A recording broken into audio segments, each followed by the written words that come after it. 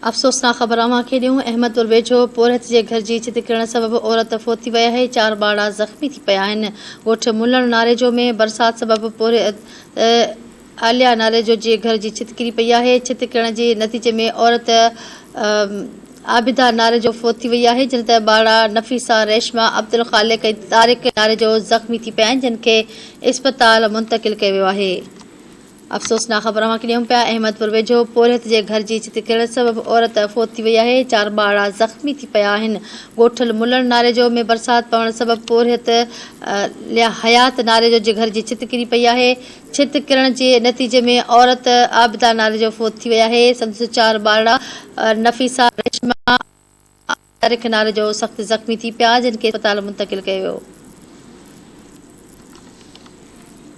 अफ़सोसनाक ख़बर अव्हां खे ॾियूं पिया। अहमदपुर वेझो पोरहत जे घर जी छिति किरण सबबि औरत फोत थी वई आहे। 4 ॿारड़ा ज़ख़्मी थी पिया आहिनि।